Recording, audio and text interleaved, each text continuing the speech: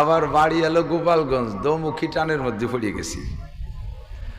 সারা বাংলাদেশের সবাই জানে যে গোপালগঞ্জের বিড়ালেও আমলিক করে, কাজেই ও দেশের হুজুরকে বড় বিশ্বাস নেই। আমাকে গায়েও নৌকর গন্ধ। আবার গোপালগঞ্জে আমলিক যারা, তারা জানে যে সারা বাংলাদেশের হুজুররা একদল, কাজেই গোপালে হুজুররাও সেই দলে, যার কারণে পাশতে সব আমলিক আমাকে দেখতে পারে না। কি ওর অন্য জেলায় চলে যাবো নাকি বুঝি না। অন্য জেলাও তো বাংলাদেশ, যাব কোন জায়গা? আল্লাহ, তারপরও আল্লাহ তাআলা ভালো রেখেছেন, শুকর আদায় করি আলহামদুলিল্লাহ। তো যতই রাত হোক আপনারা আছেন বিদায় আমি মোহতাম সাহেব হুজুরকে অনেক শ্রদ্ধা করি, একজন যোগ্য কাবেল মানুষ। আপনাদের এই এলাকায় কওমি মাদ্রাসা খুব সংকট ছিল। আমাদের গোপালগঞ্জের নামের সাথে কাজেও মিল আছে। গোপালের তো গোপালগঞ্জ 1/3, 3 ভাগের 1 ভাগ ভোটার হিন্দু। গোপালগঞ্জের ভিতরে এমন এমন এলাকা আছে যে জায়গা 2-1 ঘর মুসলমান থাকলে কোরবানির সময় গরু জবাই দেওয়ার কায়দা নেই। ঈদের নামাজ পড়তে যাওয়ার সময় রাস্তাতে পিটায় হিন্দুরা, এমন হিন্দুর চাক। এরপরও গোপালগঞ্জের 5 থানায় 1 জেলা, 5টা থানায় পূর্ণাঙ্গ দাওরায়ে হাদিস মাদ্রাসা।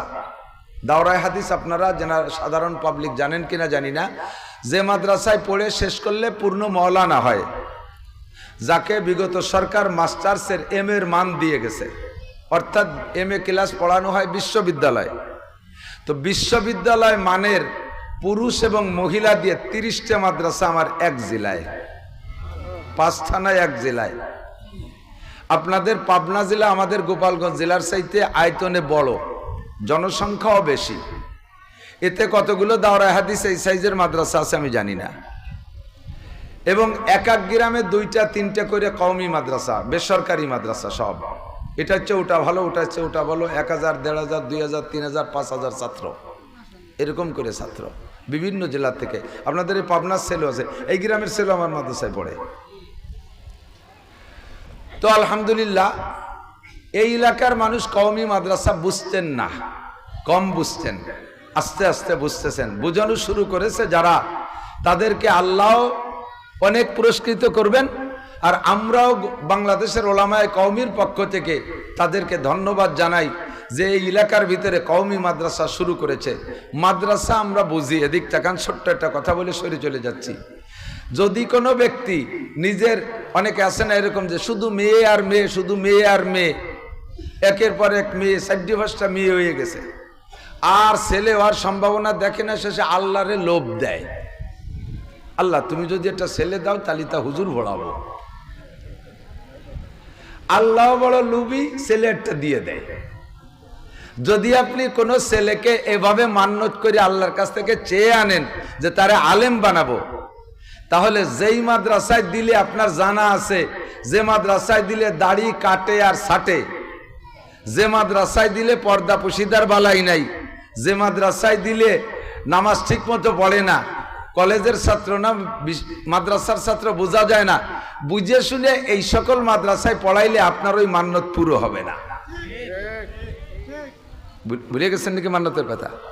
আল্লাহর কাছে মান্যত করে আনছেন, আল্লাহ আমার একটা আব্দুর রহমান দাও, আমি তারে হুজুর বানাবো, মাদ্রাসায় পড়াবো। এই মাদ্রাসায় পড়াবো, আলেম বানানোর নিয়ত করছেন আল্লাহ আপনারে দেশে। এবার ছেলেটারে কোন জায়গা দিলি আপনার এই মান্যত পুরো হবে, সেই কথাটা আমি বলে দিলাম।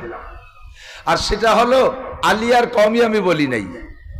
যে মাদ্রাসায় দিলে সুন্নতি টুপি থাকে মাথায়, সুন্নতি চুল থাকে, সুন্নতি দাড়ি রাখে, কখনো দাড়ি ছাটে কাটে না, সুন্নতি পোশাক পরে, বেপর্দা করে না, নামাজ কালাম ঠিক মতো পড়ে, শুদ্ধ করে তিলাওয়াত পারে, আল্লাহর কোরআন অনুযায়ী আমল করে, যে মাদ্রাসায় দিলে ওই মাদ্রাসায় দিলেই আপনার মান্যত পুরো হবে।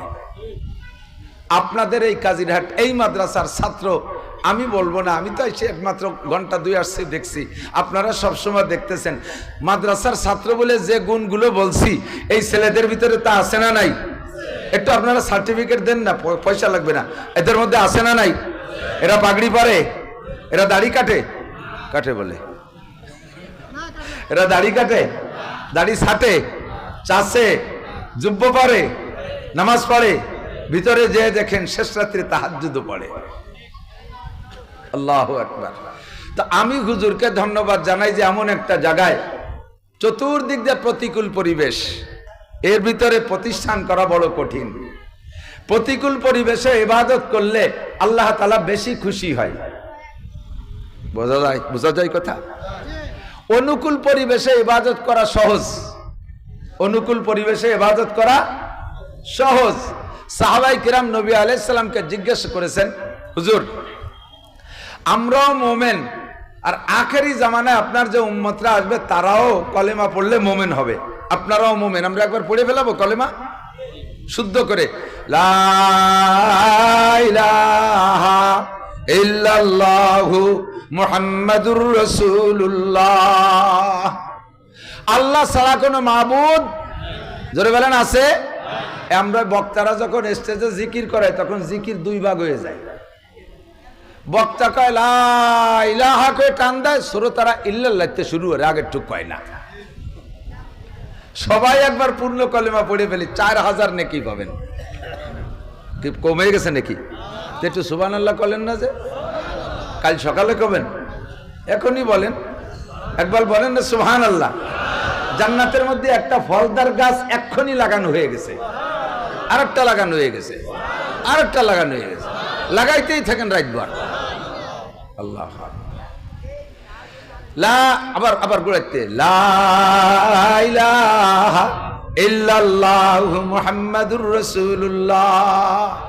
কলেমাটা মুখে বলছেন, তরজমা আল্লাহ ছাড়া কোনো মাবুদ নাই, আছে? আর শেষ নবী হিসেবে কে? গোলাম আহমদ কাদিয়ানী, হযরত আলী রাদিয়াল্লাহু তাআলা আনহু, হযরত আবু বকর, হযরত উমর, আবু হানিফা, শাফি, আহমদ, মালিক, শেষ নবী সরমুনের বিশ্বাস আহমদ শফি সাহেব, কে? মুহাম্মাদুর রাসূলুল্লাহ সাল্লাল্লাহু আলাইহি সাল্লাম। ঈমানের মধ্যে শিরিক মুক্ত রাখতে হবে, যেমন আল্লাহর সাথে কাউকে শরীক করা যাবে না, তেমনি নবীর সাথেও কেউকে নবুয়াতি দরজায় শরীক করা যাবে না। তাহলে সারা জীবন বলিও নামাজ পড়িয়ে 1 সেকেন্ডের জন্য বেহেশতে যেতে পারবেন না। আল্লাহু আকবার, লা ইলাহা ইল্লাল্লাহু মুহাম্মাদুর রাসূলুল্লাহ। এই কলেমা পড়া আমরা মুসলমান। সাহাবায়ে কেরাম বলেন, হুজুর কিয়ামতের আগে যে পড়বে সে ওই কলেমা পড়ে মুমিন, কলেমা পড়ে। আমাদের ইমানের দাম বেশি না আখেরি উম্মতের ইমানের দাম বেশি? খুব মজা পাবেন। এদিক আমি বেশিক্ষণ কথা বলবো না, আমার কথার 1 ঘন্টা গুড়াই দিয়ে শেষ হয়ে গেছে। তারপরে যেটুক আছে সেইটুক ইনশাআল্লাহ, দরকারে রাত বড় হবে, ঠিক না? ইনশাআল্লাহ হবে না। তো কলেমা আমরা সাহাবায়ে কিরামও পড়েছি, আর আখেরি জামানায় পাবনা কাজিরা টালারাও পড়বে। আমাদের ইমান আর তাদের ইমানের মধ্যে বেশ কম আছে। হুজুর কাদের ইমানের দাম বেশি? আমরা বলবো, আপনাদের কাছে আমি জিজ্ঞেস করছি, খেসরা রঞ্জুর সাজো জার জার, খেসরা রঞ্জুর সাজো জার জার, तातुरा बीरू कुना दाज इश्तिहार मैं बदी में आप हो अपनी मिसाल ফেলে বাদো বদখিয়ালো বদখিসাল।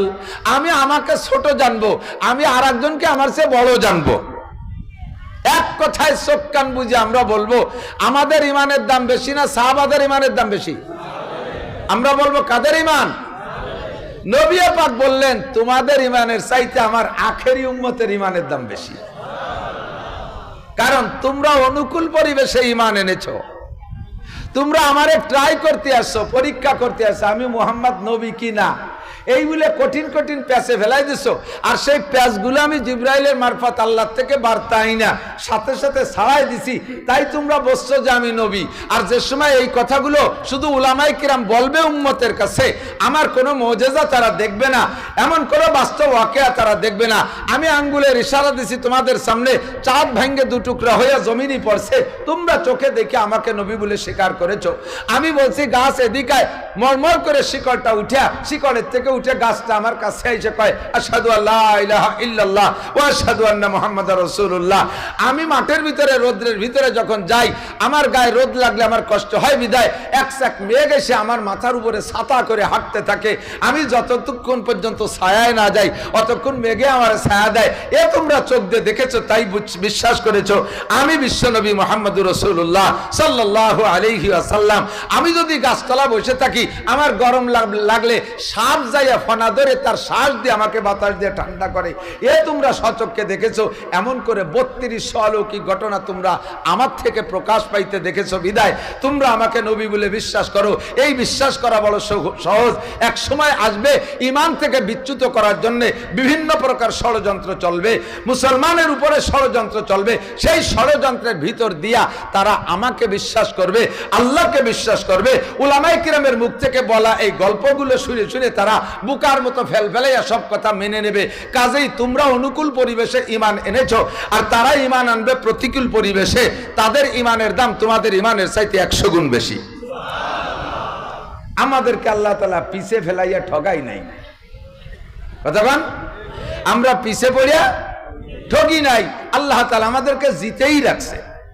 এরপরে হুজুর আমল সম্পর্কে বলেন, তোমাদের আমলের চাইতে আমার আখেরি উম্মতের আমলের দাম আরো অনেক বেশি। কত বেশি? হুজুর বলেন মান তামাসসাকা বিসুন্নতি ইনদা ফাসাদে উম্মতি ফালাহু আজরু মিয়াতি শাহীদ। আরে তোমরা আমার সঙ্গে তাইকা আমার এই 3200 মুজিজা দেইখা তোমাদের দাড়ি রাখতে কষ্ট হয় না, চুল কাটতে কষ্ট হয় না, টুপি পরতে কষ্ট হয় না, আরে পাগড়ি পরতে কষ্ট হয় না, জুব্ব পরতে কষ্ট হয় না, তাহাজ্জুদ পড়তে কষ্ট হয় না, জিহাদ করতে কষ্ট হয় না, ময়দানে যাই আমার গরম বয়ান শুই না, আমার সাথে ময়দানে যে গলা কাটাই দিতে তোমাদের কষ্ট হয় না। যে সময় এরকম গরম বয়ান দেওয়ার জন্য আমি থাকবো না, উলামায়ে কেরামের সাদামাটা বক্তব্য শুই না, আমার উম্মতরা সুন্নতের পর আমল করার জন্য উদ্বুদ্ধ হবে। ওরে আমার সাথে থাইকা গলা কাটায় দেয়া যত সহজ, কিয়ামতের আগে উম্মতের হাতের থেকে নখ কাটা অত সহজ না, নখ কাটা অত সহজ না। এক শ্রেণীর মানুষ আছে, যুবক যুবতীরা এরকম শুয়োরের মতো নখ রাখে, আছে না? এর একটারে দেখি এত বড় নখ। আমি কত বড় নখ রাখছিস কে? কয় যে কলমের নিব বানাবো। পণ্ডিতের ওইটা পণ্ডিত। তুই কি লেবড়া কি রিস? কেন বড়ালে সালান দিছি 7-8 বছর আগে, নাফিতির কাজ করি। সেলুনি কাজ করে, ও নখ দিয়ে কলমের নিব বানাবে। আরে নিবালা কলম কি বর্তমানে দুনিয়ায় আছে?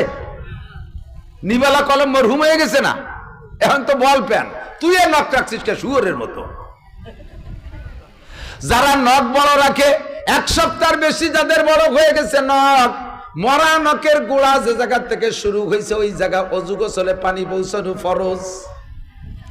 উপর দিয়ে পানি ঢেলে দিলে ওই জায়গা খেলাল না করলে স্বাভাবিকভাবে পানি যায় না। আর ওই জায়গা পানি না গেলে অজুও হয় না, ফরজ গোসল আদায় হয় না। সিজদা দেওয়া হারাম, নামাজ পড়া তোমার ওই অবস্থায় হারাম। 1 সপ্তাহ বেশি নখ বড় করলেই তার ভিতরে অজুর পানি যায় না। উম্মতের এই নখ কাটা বড় কঠিন। তোমরা আখেরি উম্মতের নখ কাটা বড় কঠিন। তোমরা আমার সাথে তাইকা উহুদ বদর খন্দকে যাইয়া গলা কাটায় দেয়া যত সহজ, ওই সময় নখ কাটা অত সহজ হবে না। কাজেই ওই সময় একটা সুন্নতের পর আমল করলে তোমরা আমার সাথে যারা উহুদ বদর খন্দকে যাইয়া যুদ্ধ করতে করতে কাফেরের হাতে তোমরা শহীদ হয়ে গেছো, তোমাদের মধ্যে যারা এই রকম শহীদের 100 শহীদের যেই নেকি আমার আখেরি উম্মতের একটা সুন্নতের বিনিময়ে তারে সেই নেকি দেয়া হবে। তোমরা আছো অনুকূল পরিবেশে, তারা আছে প্রতিকূল পরিবেশে। কতক্ষণ উম্মতের অলসতার কারণে অথবা অমুসলমানদের ষড়যন্ত্রের শিকার হইয়া সুন্নতগুলো আমাদের থেকে বিলুপ্ত হয়ে যাচ্ছে। কথা কয় না? আমাদের অলসতা। সুন্নত একটা বেশকি মারে, কালী মাথায় নামাজ পড়ে, হুজুর তুমি মাথায় দিয়া কি সুন্নত? সুন্নত আবালের বিটা আবাল। সুন্নত তুই কি মনে করো? সুন্নত ছাড়তে ছাড়তে একেবারে ক্লিয়ার ফতোয়ার কিতাব। আমি মুফতি না, উলামায়ে কিরাম মুফতিয়ানে কিরামদের কাছে শুনে দেখেন, আমি ফতোয়ার কিতাব পড়েছি বহুত, আলহামদুলিল্লাহ। আমি মুফতি না, তারপরও বলে যাই তারেকে সুন্নত ফাসেক। সুন্নতকে যে রেগুলার ছেড়ে দেয় সে ফাসেক। সুন্নতকে রেগুলার বুঝে বুঝে ছেড়ে দিয়ে দেয় যে তারে কি কয়? একটু সবাই বলেন কি কয়? আরেকবার কোন কি কয়? কইছেন সবাই কন কি কয়? আমি কেন করাইলাম? কিয়ামতে যাতে আমার নামে মামলা দিয়ে আটকায় না দেন যে হুজুরা কই নেই, শুনি নেই। ফাসেক কারে কয় শুনবেন? ফাসেক রে কোন মোমেন সালাম দেওয়া জায়েজ নাই। মুসলমানের সন্তান নামাজ পড়ে, রোজা রাখে, হজ করছে, যাকাত দেয়, অথচ ফাঁকে ফাঁকে বড় বড় সুন্নাত গুলোকে ইচ্ছাকৃতভাবে সুন্নতে মুআক্কাদা আমল করে না, সুন্নতকে অবজ্ঞা করে, এরা কয় ফাসেক। ওই লোকটারে সালাম দেওয়া জায়েজ নাই। আর সে যদি সালাম দেয় আপনাকে, তাহলে তার সালামের উত্তর না দিলি গুনাহ নাই, দিলি নেকি আছে। কত বড় ধিকৃত সুন্নত তরক করনেওয়ালা। তো তারকে সুন্নত ফাসেক আর মুনকারে সুন্নত কাফের। সুন্নত যে অস্বীকার করে, সুন্নত যে অস্বীকার করে আর সুন্নতকে যে তুচ্ছ করে, সুন্নতকে তুচ্ছ করা লোক আছে এদিক থেকে। ছেলেতে দাড়ি রাখছে 25 বছরের ছেলে, আব্বাও তারে ঠাট্টা করে, তোর দিন বুড়ো বুড়ো দেয়া যায়। মাও তারে কয় তোর বাপ আজ সাবালে গেল না, তুই দাড়ি রাখলি কে? মানে ওর বাপ দাড়ি রাখিনি বলে নাবালেক নাবালেক দেয়া যায়। এ ঠাট্টা করি নেই কোন? বৌতিও ঠাট্টা করে, যুবক স্বামী দাড়ি রাখছে, বৌতি কয় তোমার আমার বল চাচার মতো দেয়া যায়। তাহলে কি আর দাড়ি রাখা যায় কোন? এই কথাগুলো বলার সাথে সাথে এই লোকটা কাফের হয়ে যায়। দাড়িওয়ালাকে দেখলি ঠাট্টা করে কয় চাচা। আমার তো এখন পাকছে, এখন চাচা কলি মানায়।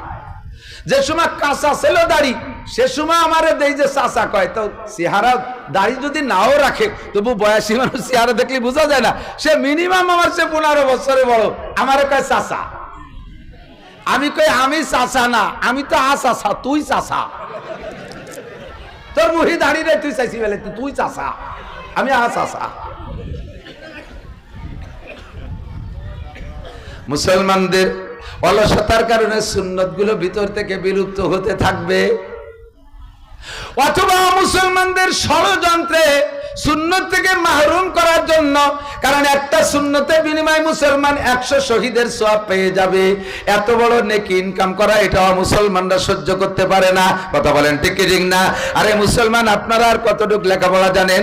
এই ধর্ম সম্পর্কে, ইসলাম ধর্ম সম্পর্কে ইহুদ নাসারা বড় বড় পণ্ডিত্য অর্জন করেছে। অনেক অনেক বড় পণ্ডিত আছে তাদের ভিতরে।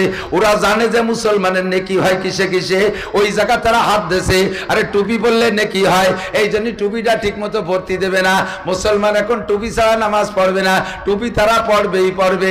এবার টুপির পক্ষে সুন্দর করে বুঝাই দিয়া টুপির সাথে আর খানিক বাড়াই দিয়েছে। হ্যাঁ, মুসলমানদের টুপিটা বড় বড় উপকারী, এটা স্বাস্থ্যসম্মত। দেখেন স্বাস্থ্যসম্মতার প্রমাণ, যত মেডিকেল কলেজ হাসপাতাল আছে, যত হাসপাতাল আছে, যত ক্লিনিক আছে, সব জায়গা নার্স ডাক্তারদের মাথায় ক্যাপ আছে, ঠিক না? কারণ চুলের গুড়ায় দিয়ে জার্ম জীবাণু ঢোকে, এই জন্য ক্যাপ মাথায় দেয়। তাই আমাদের এই টুপি রে একেবারে খুলতি কই নেই।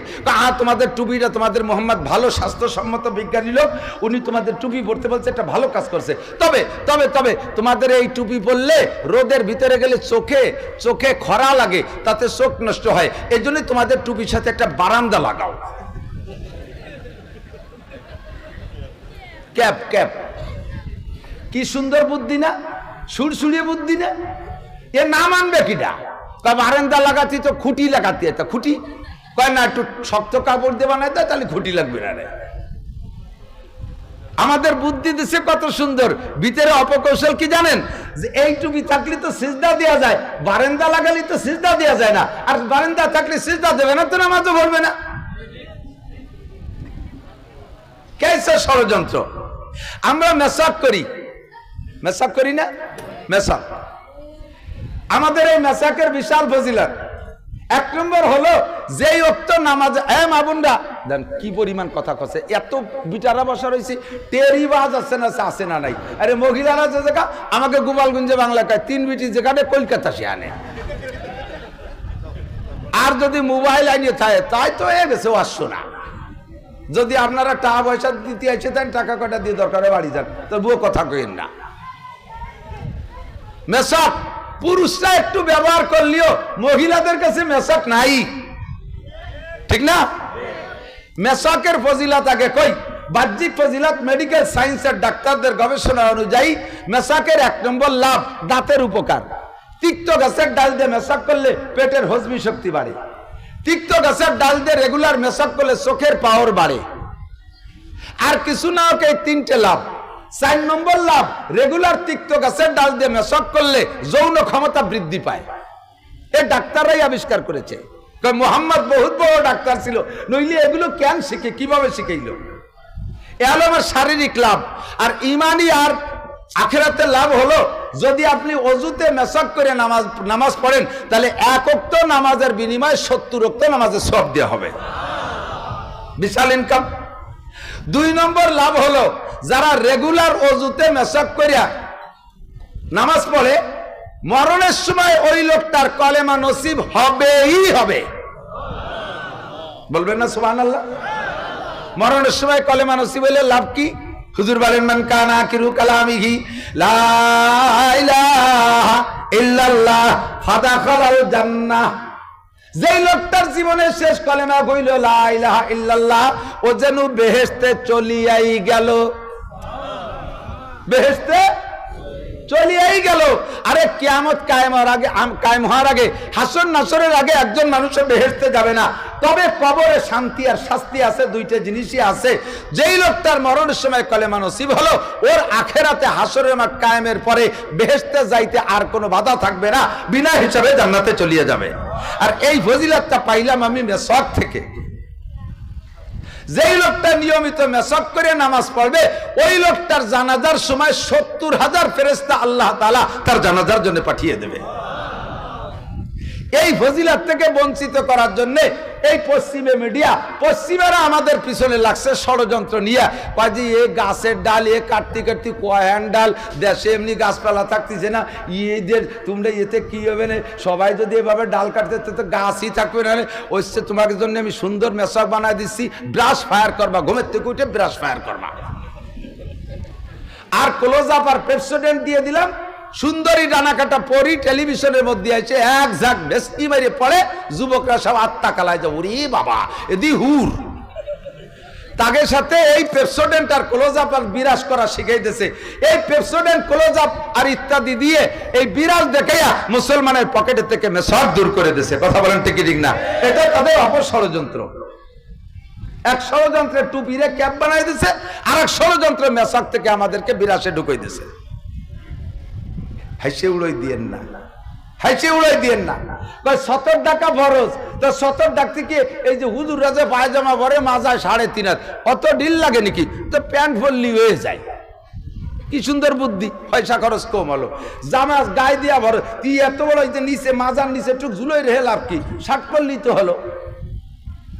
এইভাবে সুবুদ্ধি দিয়ে, পয়সা বাঁচানোর বুদ্ধি দিয়ে আমাদেরকে কুমাইতে কুমাইতে কুমাইতে কুমাইতে পোশাক কুমাই এখন কোথায় নিয়ে আসছে? প্যান্ট আর গেঞ্জি দিয়ে এমন সাইজ বানাই দিয়েছে, খাড়ানো থাকলে প্যান্ট আর গেঞ্জির মুখ সমান সমান। ওই অবস্থায় যদি টেনি টুনি তারে মসজিদে নামাজ পড়াতে নেই, তাহলে রুকু দিলি গেঞ্জি এইদিক সরিয়ে চলে আসে, প্যান্ট ওইদিক সরিয়ে চলে যায়, ফাঁসাইতে 1 বিঘত বার হয়ে যায়। এরকম ফাঁসা বাইরে সিজদা দেখছেন কি দেখেন না? দুইটা কথা আমি কি বানাই কই না? আছে না? সত্য কথা আছে না? মসজিদে সে সময় মোটর সাইকেলে চলতাম, মাগুরার ওই পাশে যাই, মাগুরার থেকে মাগুরা কুষ্টের মাঝখানে জিনেদার ওই জায়গায় আসলে এক মসজিদে নামাজ পড়তে ঢুকতেছি। আমি যাই মসজিদে, একটা ছেলে 12-13 বছর বয়স, ও হাসতে হাসতে বার হয়ে চলে আসতেছে। আমি কেটে নামাজ পড়বি না কি? হাসার কি এলো, বেরিয়ে যাচ্ছিস কে? কয় হুজুর আপনিও যাইয়েন না, আর এক মসজিদে দিয়ে পড়েন। আমি কে তুই এ ফতোয়া দিচ্ছিস কে? কয় হুজুর যাইয়ে দেয়, একটা সিজদা দিচ্ছে, আমি সিজদা দেবো না, আর ভাষা দেখবো। এই লজ্জাতে আমি চলে যাচ্ছি, আপনিও চলে যান। পোশাকের বরকত আর টাকার বরকত দেখাতে দেখাতে মুসলমানদের ল্যাংটা করে ছাড়ছে। কথা বলেন ঠিক না? মুসলমানদের ল্যাংটা করে ছাড়ছে। এগুলো সবই তাদের ষড়যন্ত্র। মেয়েদেরকে বোরকা থেকে নিয়ে বোরকা পিছলে লাইগা সরাইতে সরাইতে সরাইতে সরাইতে এখন পুরুষের চাইতে মেয়েদের পোশাক বেশি নেকেট হয়ে গেছে। পুরুষের সতর নাভির উপরে থেকে হাঁটুর নিচ পর্যন্ত একটা 3/4 প্যান্ট পরলে তার ফরজ ঢাকা হয়ে গেল। এখন গামছা পরলে পুরুষের সতর ঢাকা হয়ে গেল, ফরজ আদায় হয়ে গেছে। মহিলাদের ফরজ চুলের আঘাত থেকে পায়ের তলা পর্যন্ত। কতক্ষণটা কেন? ঠিক না? সে জায়গা পুরুষকে যে জায়গা সতর খুললে যে জায়গা থেকে বেরোয় গেলি ফরজ তরক হয় সেই জায়গা টাইট বানাই দিয়েছে, অর্থাৎ প্যান্টের তল ইতি কোনো কাপড় রাখে নাই, তার টানলিও ওঠে না। আবার প্যান্টের নিচের দিক যে বাড়াই দিয়েছে এতখানি যে স্যান্ডেলের নাকের দিক দিয়ে দেড়াত বার হয়ে গেছে। قال رسول الله صلى الله عليه وسلم من جر ازاره بطرا لم ينظر الله يوم القيامه। যুবক আমার দিক খেয়াল করো, ওয়াজের আগে যে কয়টা কথা আইসে গেল তো একটু কয়ে যাই, ওয়াজ করব একটু পরে। من جر ازاره بطرا لم ينظر الله اليه يوم القيامه ما اسفل من الكعبين فهو في النار। পুরুষ খেয়াল করে না, পুরুষের যেই কাপড়টা টাকনুর থেকে নিচে চলে গেল, লুঙ্গি জাকার প্যান্ট যাক পাজামা জাকার জুব্ব যাক, সৌদি গেছে ওই জায়গা যে হাজি সাহেব হজেরতে পাইছে লম্বা লম্বা জামা, ওই একটা কিনে এনে গায়ে দিয়েছে, তা পার নিচে চলে গেছে 1 বিঘে। ওই অবস্থায় ভাব দিয়ে ঘরে বুঝোই যে আমি আলহাজ, উনি আলহাজ নগদ হাজি হয়ে যাইছে। এই লম্বা জামা পরছেন টাকনু, সে কয় উড়া পরে, যে ভরে সে তার জব দিবে দিয়ে বেড়াক, আমার ওদিক যার দরকার নাই। আল্লাহর রহমতে আমার বাংলাদেশে শরিয়াতের মাসলা মাসাইলের জন্য বিদেশে যার দরকার নাই। বাংলাদেশে বিশ্বের সবচাইতে বড় আলেম, বলেন আলহামদুলিল্লাহ, বিশ্বের সবচেয়ে বড় মুহাদ্দিস, সবচেয়ে বড় মুফতি বাংলাদেশে বর্তমানে বাইতুল মুকাররমের যিনি খতিব হয়েছেন, বর্তমানে বাইতুল মুকাররমের যিনি খতিব হয়েছেন হযরত মাওলানা আব্দুল মালিক সাহেব, পুরো বিশ্বের ভিতরে সবচাইতে বড় হাদিসের মুহাদ্দিস। দেওবন্দেও নাই, পাকিস্তানেও নাই, সৌদি আরবেও নাই এত বড় আলেম। বড় আলেম মানে 7-8 হাত লম্বা, ওরম না, একটু এ আমার গলা সমানের চেয়ে উপরে হবে না। উনার পায়ের মাপে স্যান্ডেলই পাওয়া যায় না, স্যান্ডেল পায়ে দেয় সামনেতে 2 ইঞ্চি, পিছন দিয়ে 3 ইঞ্চি বেশি। পেট ভরার চাইতেও বেশি এলেমে ভরা। কাজেই ওই মসলা সৌদি আলাদা কত বড় বললো ও আমার দেখার দরকার নাই। আমার কোরআন হাদিস বাংলাদেশে আছে, এখান থেকে যা পাইছি টাকলু শুয়ে যুবক, আজকেই যে যদি তোমার প্যান্ট লম্বা থাকে বাড়ি যাইয়া কিছু না বলিও বটি দিয়ে কেটে কাটো। আরো আপনাকে দেশে লুঙ্গি তৈরি হয়, এই জন্য লুঙ্গি সব আপনারা বড় বড় ভরবেন, একটু মেনে নেওয়া হবে না। লুঙ্গি ভর্তি 2600 টাকা দামের লুঙ্গি, তার 70 ডাকে না। লুঙ্গি নামাই দেশে একেবারে বেনাফল বর্ডারের গুড়াই নিয়ে বাঁধছে, আর ওদিকে নিচে দিয়ে একাত রাস্তা বাড়িতে রাস্তার গু গোবর সব সাফ করতে রোড ক্লিনার। পুরুষরা এত লম্বা বললো, আর মহিলাকে পরা স্কিন টাইট পাজামা, 3 কোয়ার্টার প্যান্ট ইত্যাদি ইত্যাদি আরো নোংরা পোশাক যা আছে, এগুলো সব পশ্চিমাদের ষড়যন্ত্র। কথা বলুন ঠিক কি ঠিক না?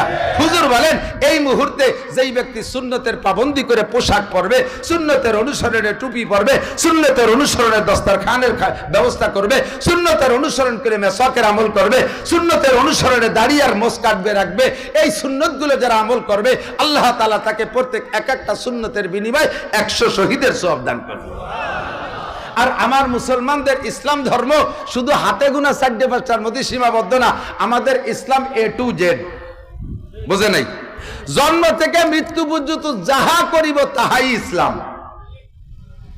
আমার বাড়ির পাশে হিন্দু আছে, আমি এক হিন্দু, ভালো মোটামুটি লেখাপড়া জানে, একটু সাধু সাধু ভাব, মানে আপনাকে মধ্যে আমাকে মধ্যে যেমন আমরা হুজুররা, ওকে মধ্যে সাধু ঠাউররা হলো হুজুর ক্লাসের আর কি। ওর একটারে ধরে কইলাম, আমাকে তো ইসলামের ভিতরে সব জায়গা ঘাটে ঘাটে দোয়া আছে, তোকে এই সব জায়গা কি কি দোয়া আছে কদি?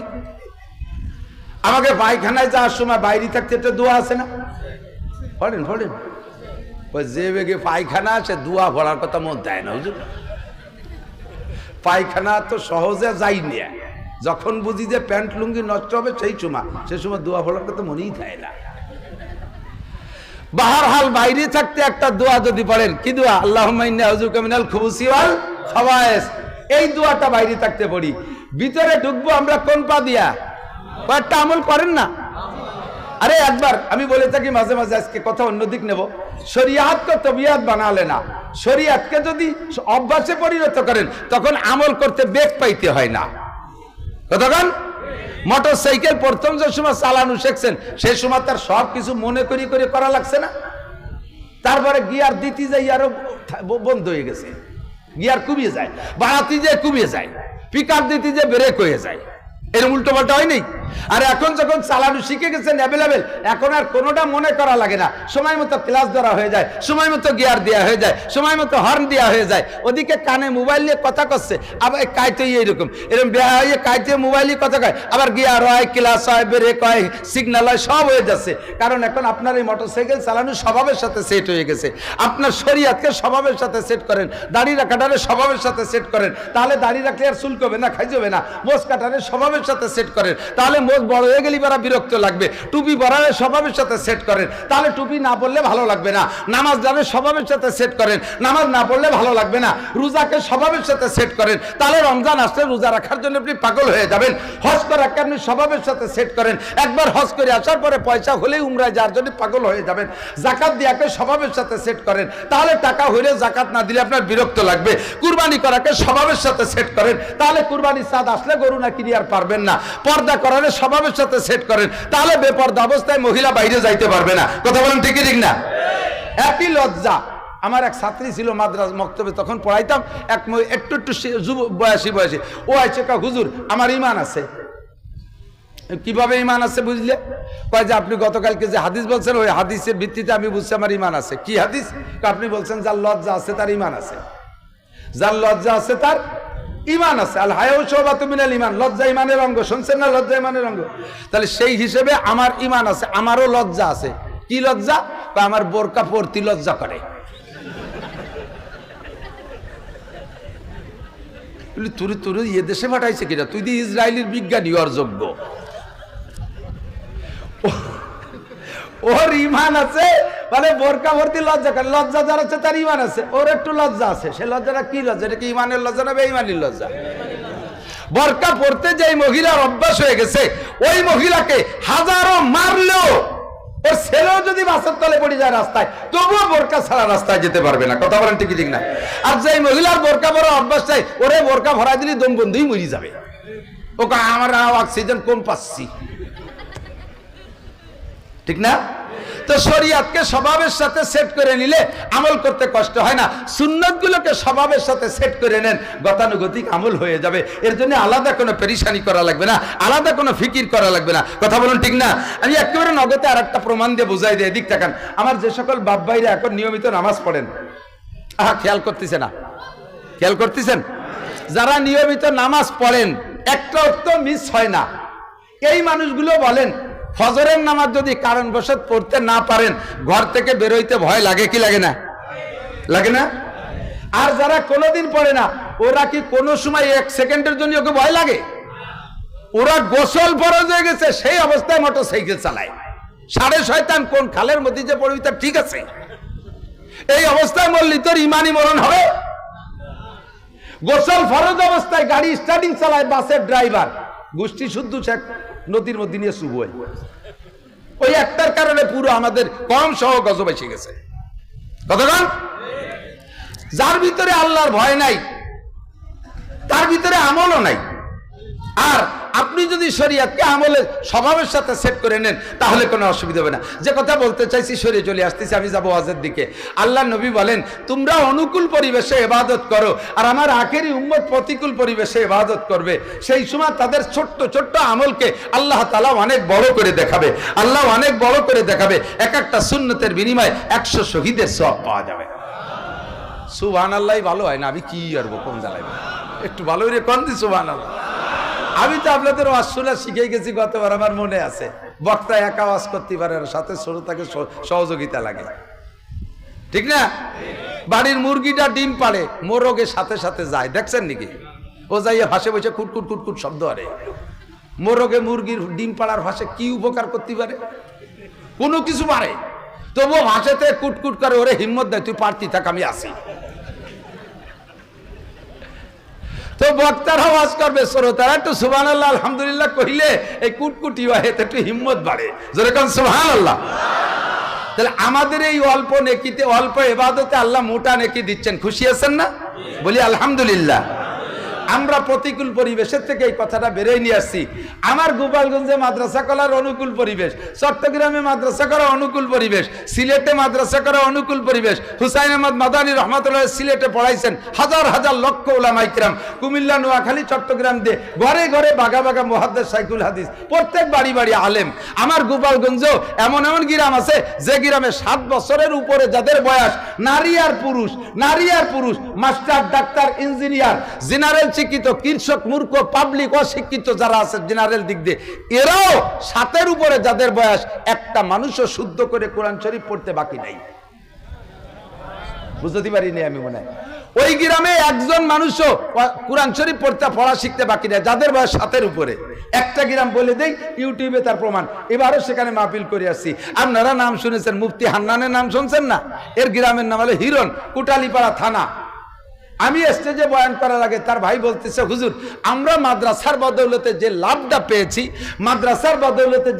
পেয়েছি সেটা হলো আমার মাদ্রাসার ওসিলায় আমার গ্রামের 7-এর উপরে যাদের বয়স, একটা মানুষও নাই যে সে কোরআন শরীফ পড়তে পারে না এবং তা শুদ্ধ করে পারে। মাঠের কৃষক সেও শুদ্ধ করে কোরআন শরীফ পড়তে পারে, এটা মাদ্রাসার বদৌলত। কাজে আমার ওই গ্রামের থেকে এই গ্রামে 5 থেকে 700 মওলানা, শুধু কওমি মাদ্রাসার মওলানা এক গ্রামে। ঘরে ঘরে আমার গোষ্ঠীতে 50-60-র উপরে আলেম আছে।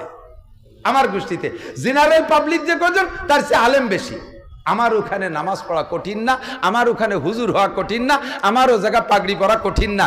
কিন্তু যে এলাকায় মাদ্রাসা নাই, যে এলাকায় আলেম ওলামা কম, ওই এলাকার পাবলিকের দিয়ে পাগড়ি পরানো বড় কঠিন, ওই এলাকার পাবলিকের দিয়ে দান খয়রাত করানো বড় কঠিন। এর ভিতরে মাদ্রাসা করা বহুত বড় কঠিন ব্যাপার। হুজুরকে আল্লাহ তাআলা শক্তি দিয়েছে, সামর্থ্য দিয়েছে, সুন্দর একটা মাদ্রাসা করেছে। আমি তাকে আন্তরিকভাবে ধন্যবাদ জানাই, তাকে মুবারকবাদ জানাই।